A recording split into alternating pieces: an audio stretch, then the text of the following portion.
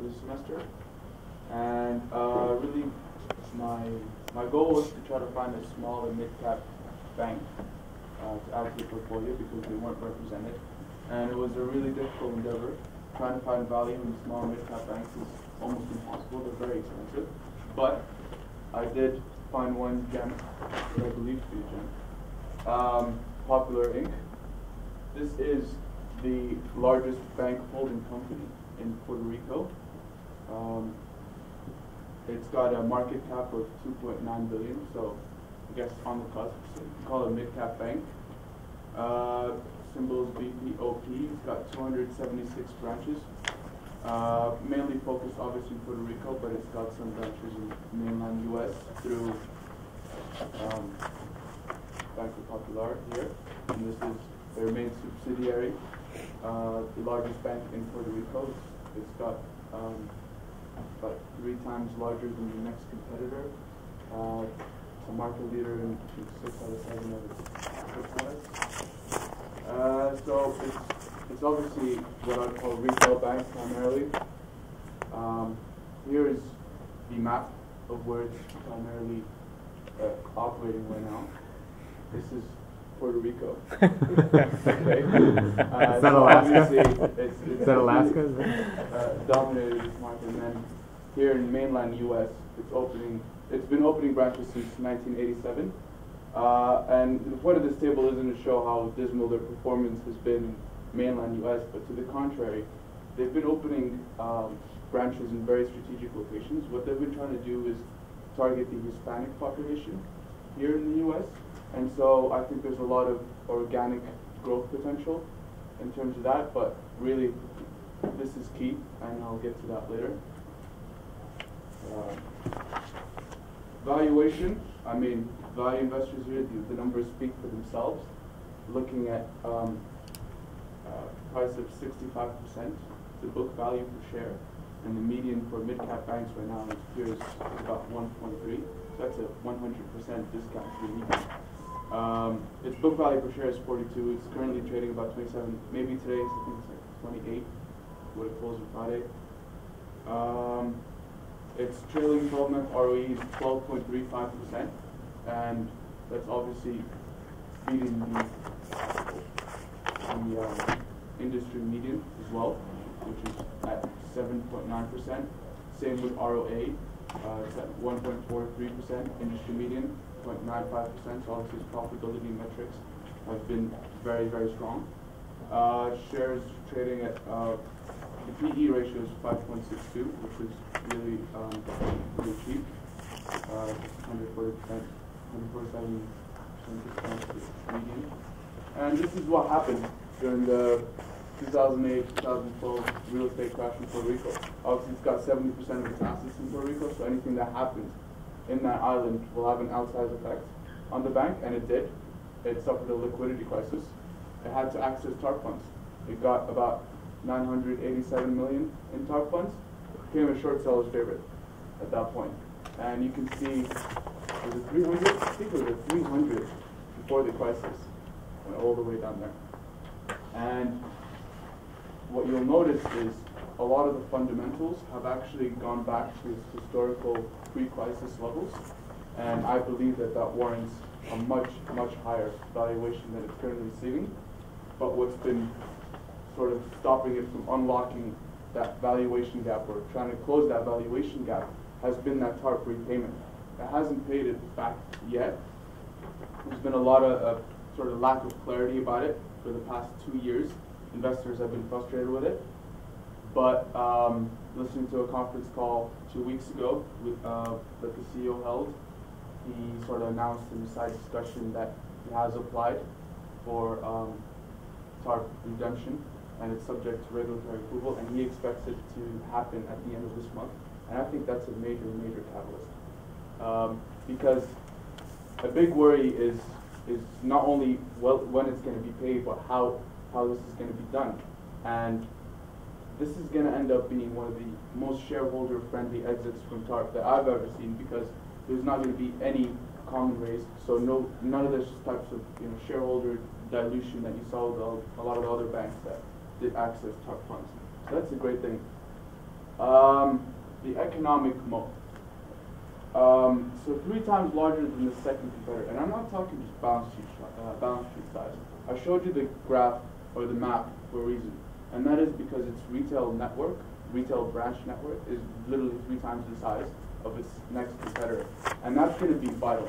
That's going to be absolutely vital, because assuming interest rates start to increase going forward, that's going to make their competitors even less competitive. And the reason for that is that because they're going to have to fund their books in the interbank market because they're primarily wholesale funded. This bank has got a retail banking model, and it's got what I call COF leverage, cost of funds leverage, because with the retail banking model, its deposits are behaviorally very sticky, and it's going to be able to maintain its cost of funds at a very, very low level while getting really high rates as assets. So while its competitors are seeing their net interest spreads being compressed or their margins being compressed, this bank is not only going to be able to sustain high margins, I think they're going to be able to grow them, and that's going to be key. And that is precisely their economic moat, their dominance in the Puerto Rican market. No one's going to get close.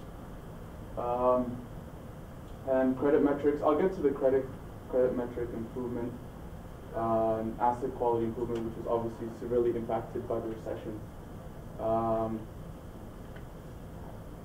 Right here.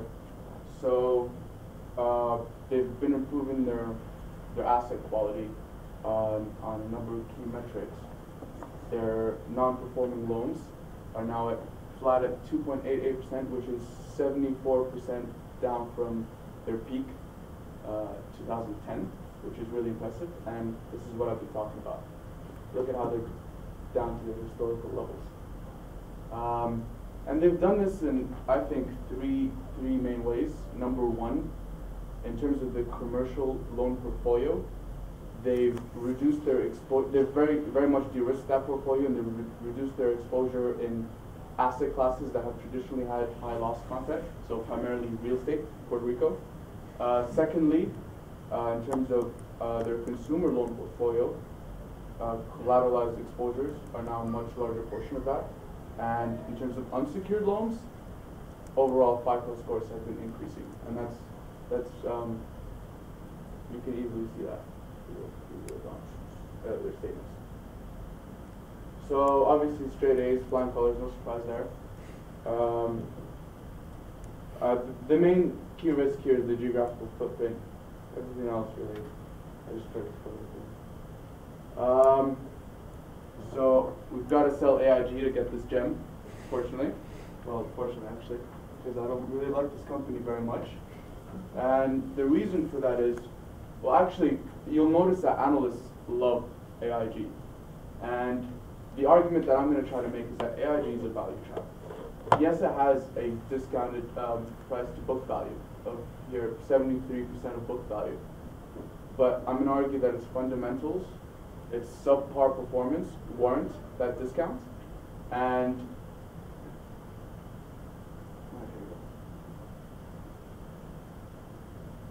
I don't see it really improving its growth in the foreseeable future. So if you look at management's implied guidance for stuff like ROE, profitability metrics, ROE, ROA, its combined ratio, its loss ratio. Combined ratio is like the profitability metric for the insurance industry. You want to try to keep it below 100% if you're making underwriting profit. So what does management say? They have an ROE target of 10%, which is modest for their peers, but for AIG, I think it's, and this is a target for 2015, I think it's impossible. They're standing right now at 3.14%. That's a far cry from their 11% industry median. Their ROA is lagging behind as well. Their combined ratio goal is 90 to 95%.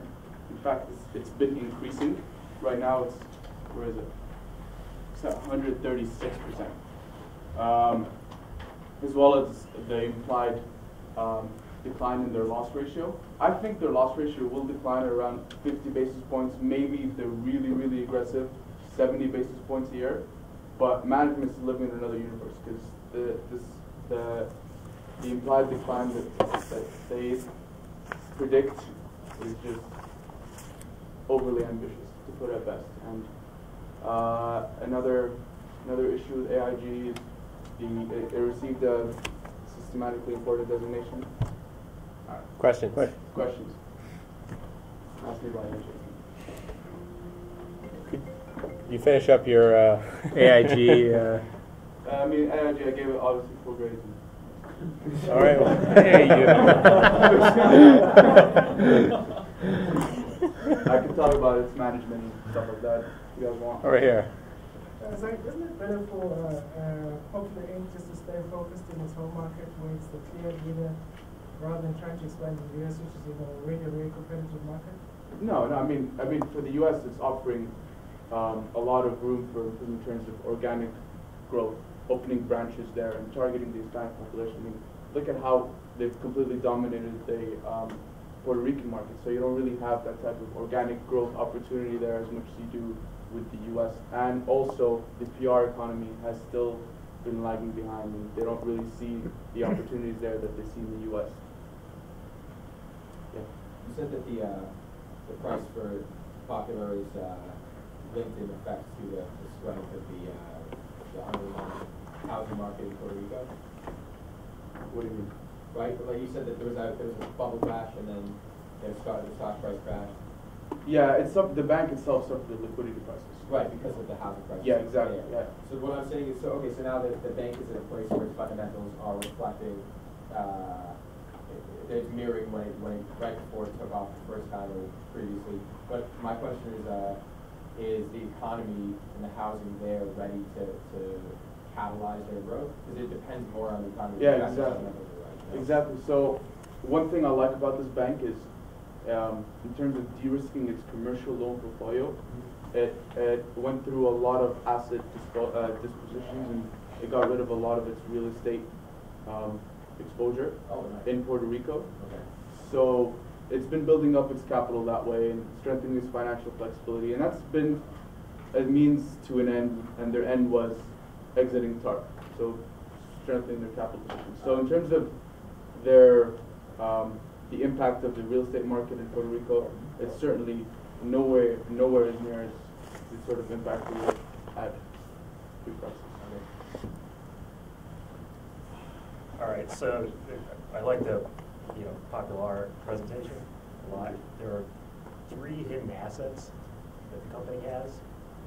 Evertech, PhD, is deferred tax assets. Are you familiar with any of those? You're talking about Popular, right? Yeah. Yeah, Evertech, I believe, is sold. Was it been sold? Yeah, it was sold at a profit. Okay. Yeah, and that's been a good thing about it. It's been monetizing a lot of its assets at a profit, and that's probably going to continue. I think there's time to sell another 2 more.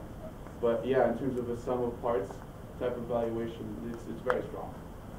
And are you familiar with the PhD? PhD, I'm not sure. A private bank that they own? I'm not sure, no. Your leverage, compared to other banks, I might have missed it, but is it as leveraged as other banks? It's a good question. It's leverage right now. I think it's the one I put here. It's 94% debt to equity. And I mean, if you're so risk averse that you're trying to avoid leverage in the banking industry, is not the place to be. But in terms of this number right here, this is the industry median is about 327%. So it's I wouldn't worry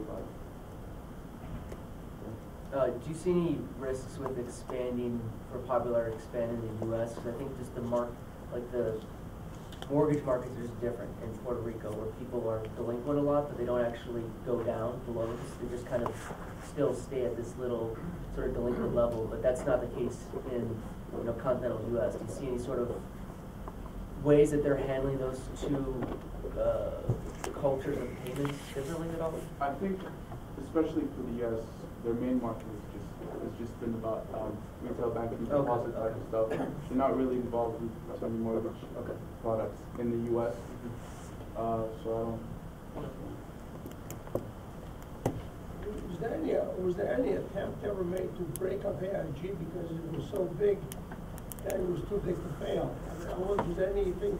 I think that should have been done, but I think the other option that they took was just own it, spend your money, take ownership of it, basically.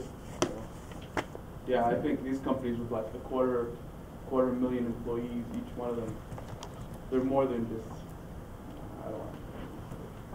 They should be broken up.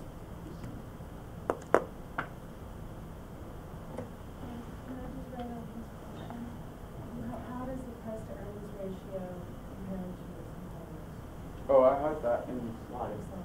Yeah, that's no problem. Right here. Its PE is 5.62, 147% discount to the industry median. What's so this is a play on Puerto Rico more or less, or in a lot of ways. Puerto Rico's had some issues recently. They have a lot of debt. The government does.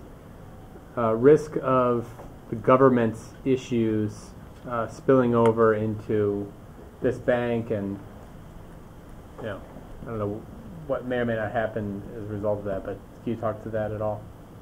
Yeah, I mean that is a risk in terms of actual. It used to lend a lot to public companies in Puerto Rico, and it seems that part of their strategy now is to also reduce that. So who are they lending to then? They're lending to mostly consumers, just consumer, retail banking. They're really trying to work on the retail banking model, and I think that's their focus. It's a good thing.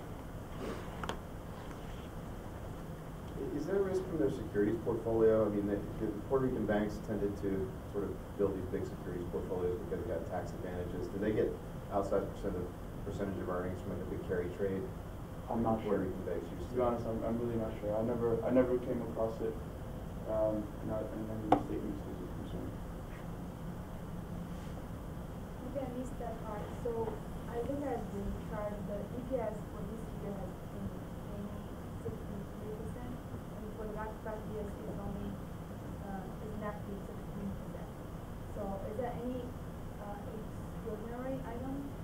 Yeah, the main reason for that I feel has been the lack of clarity with its TARP repayment, and I think as soon as it exits TARP, that's going to be the fundamental catalyst to try to close that valuation gap. Did you look at large shareholders of the company? I haven't looked at that one. Okay. Any other questions? All right, thank you. Thank you. All right, last but not least. You should have drove in on a John Deere. Are you wearing steel-toe boots? No.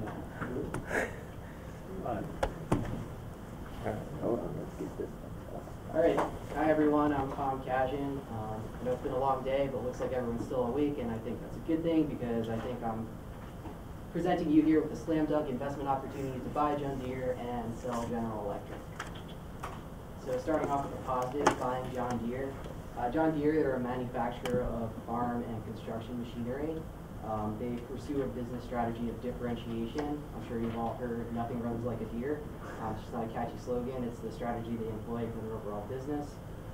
They're divided into 3 main divisions. These include agricultural and turf, construction and forestry, and financial services. And you can see that by far agriculture and turf is the biggest amount of their revenue. That third prong, financial services, they use to help their customers finance their products, they do sell at pretty high prices, but they're quality products and their customers are willing to kind of take out loans because they know that they're efficient products and over their project life cycle, they'll provide them more benefits than costs. So talking about the industry analysis, I'm going to focus mostly on agriculture and turf, since that's the biggest section of their portfolio. There was some short-term uncertainty, which I think has made this a really good buying opportunity. Their PE has traded down, and that's due to a negative short-term outlook for crop prices in the U.S., also a slowdown of growth in China and other emerging markets. But I really think that long-term, there's some great industry tailwinds here. When we look at world population growth, that's going to eventually require a doubling of agricultural output over the next 30 years or so. Then on top of that, there's the trend of increasing urbanization. As more and more people move from rural to urban areas, you've got less people working, less labor working in agriculture, and that really provides a much greater demand for the products that Deere makes, and Deere manufacturing really highly efficient machinery, and being a market leader has them positioned well for success in the future. So taking a look at the BMVP analysis, I think that Deere's got a nice sized moat in the agricultural industry, their brand name and reputation for one, also that high market share that I referred to, and then finally they've got a really good distribution network.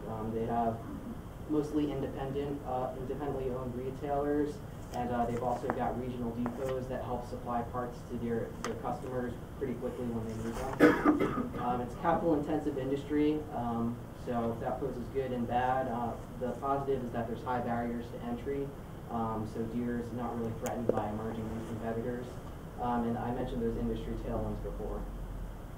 As far as management goes, I'm giving them an A on that. They've got over 175 years of experience as a company since 1837, as you see up there. They have a history of promoting from within to fill management positions. Took a look at their website, went through bios of about 25, 30 people. Pretty much everybody had 20, 25, 30 years of experience in the industry. They've got a good track record of returning capital to shareholders as well, which I think is important, both through increasing dividends consistently. They even increased their dividends throughout the financial crisis, and also via stock buybacks. They've bought back about $11 billion worth of stock over the last decade, and their board just recently authorized an additional $8 billion that they're planning to execute probably in the coming years. And I think that's a good indication that they feel that their stock is undervalued, as I do as well. Their balance sheet, I'm giving them a B+. They do well on operating efficiency metrics, which is important in a capital-intensive industry. You can see the inventory turnover and accounts receivable they're really outperforming their competitors on that, or the industry as a whole.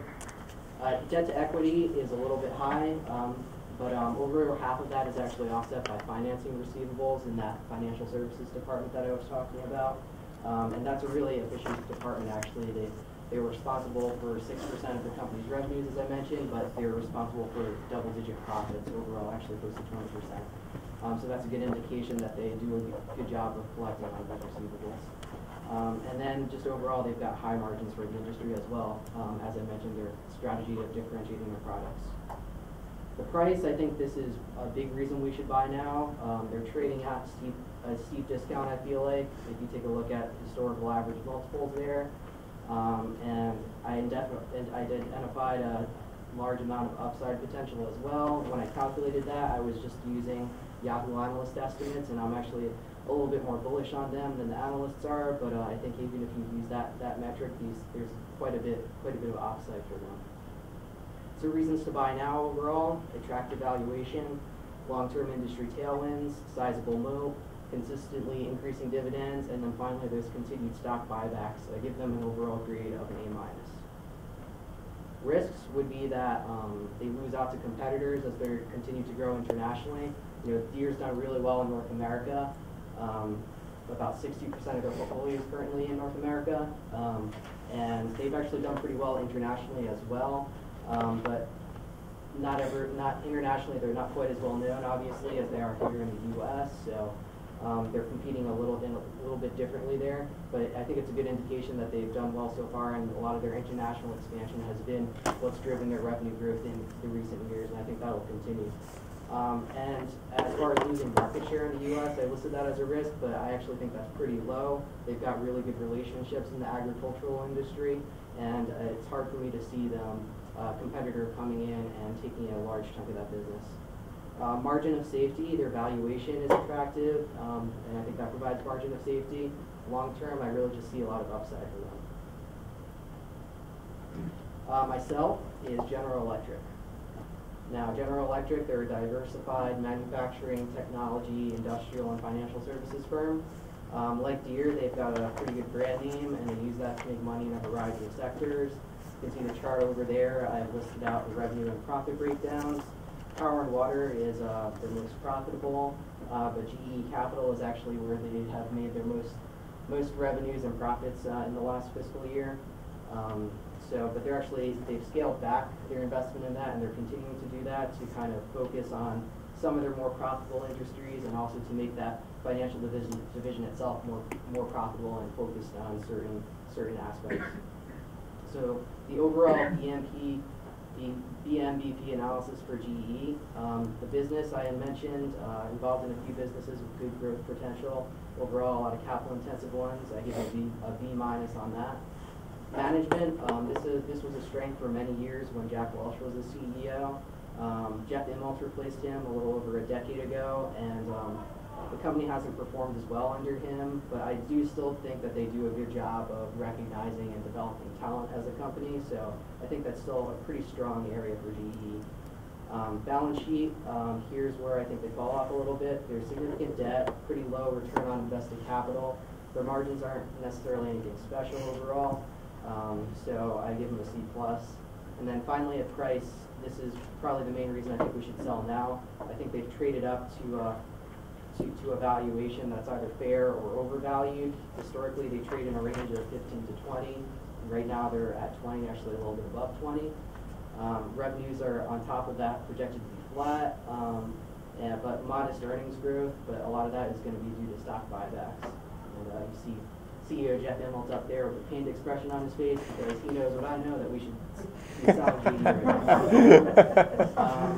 So reasons to sell now, again, expensive valuation, only some attractive industries, flat revenues, modest earnings per share growth. Overall, business and stock performance under their new CEO has been lackluster and low return on invested capital. Overall, I gave them a C+. So there's a summary up there. Deere and GE, they're both companies that have pretty good brand names and reputations. I just feel like Deere has a much more attractive valuation than GE does at this point. And I also like the tailwinds in their industry a little bit better. Just in case I haven't sold you on this, I want to show you one last slide. And that's this guy who's been one of the most successful investors of all time, added Deere & Company to his portfolio in November of 2012 at approximately the same price as it is at today. So I probably could have just showed you this slide. Make that 10-minute presentation. Thank you for listening to me, and now I'll take any questions. Okay, all right, good job. Thank you, Tom. I was wondering about both domestic and foreign competitors against Deere. Who are they battling against? CNH Global is their main competitor domestically, also internationally. Deere's got about a 20% market share, and they've got about a 10% market share in agricultural and turf. And then if you look at construction, Caterpillar, obviously. Yeah.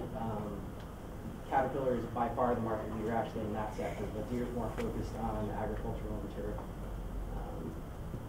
But that's been like those market positions have been pretty immobile for the past couple decades. Yeah, they're pretty much. Yeah.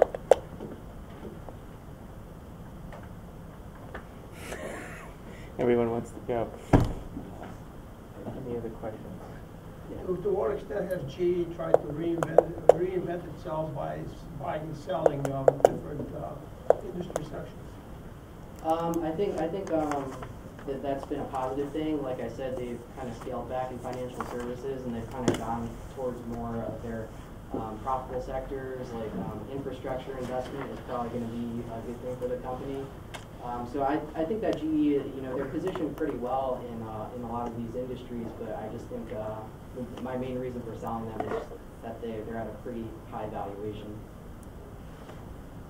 Can you talk about, I think I read that GE's IPOing or spinning off its financial services business. Is that true? What's the story there? What's going on? I heard about that. It's been rumored for a while anyway. So what do you think about that? Is that good, bad? Is that priced in? It could be good.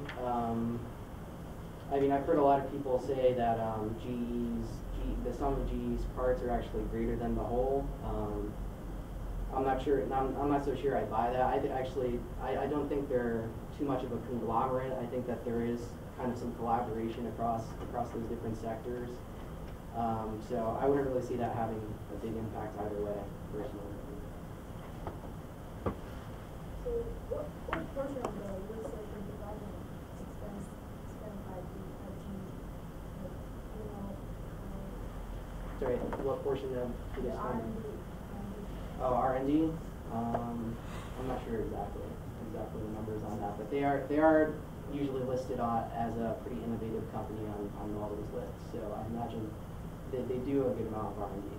So they are for R&D doing this sector, they will, because I look at the pocket for the statement breakdown, like the power, the water, and the GE capital has the most high profits. So, but you look at those healthcare products, it looks like dominating that product. So I'm just wondering. Yeah, so I think those businesses, I think aviation, I think healthcare, energy, there's probably areas where they're spending a little bit more on R&D than the others, and that's probably a good thing for them to try to get more profits and from those more technology-based sectors. And maybe sticking on innovation, but switching to Deere. In your research, what did you find about the R&D and research and innovative aspects about Deere and how that makes them different or not than the competitors? They've invested pretty significantly in capital expenditures, especially recently. Actually, what keyed me onto that was their free cash flow in 2012 was quite negative, but that was mainly due to capital expenditures. They've done a good job of employing new technologies into their equipment, whether it's things like GPS or increasing fuel efficiency. There's standards for that in the industry. So I think that they're pretty much on the forefront of that, and that's kind of helped them both in the U.S. and it'll continue to help them abroad. Other questions? If not, thank you, Tom. Well done. All right. Okay. Get your votes in. All right, here is a folder for the course evaluations. Put them up here. Feel free to drop those off. And then we'll go around in a minute or two and collect your tallies.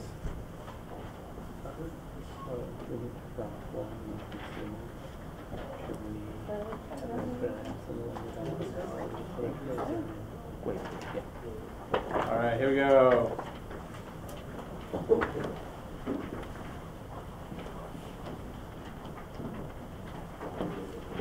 Again, you should be voting for yourself.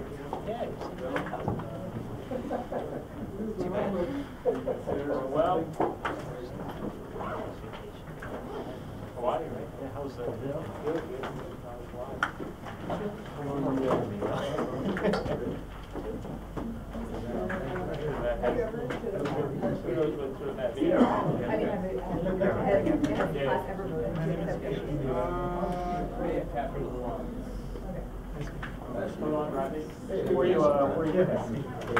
any other?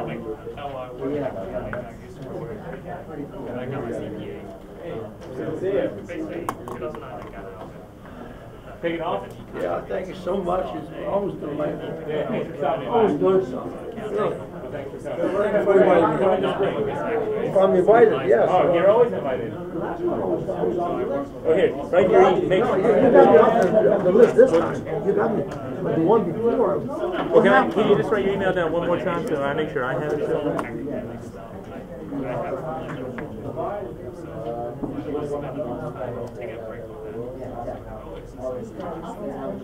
All right, we're gonna count them right now. So if you guys want to hang out and find the results, Thank you. stay tuned. And we're going after this. We're gonna walk over to Tonic for those who are interested. Okay. 3 o'clock. All right, we're right on time. Let's get to work here. You want to sit here? Yeah. Turn this off. Sit there and I'll sit here.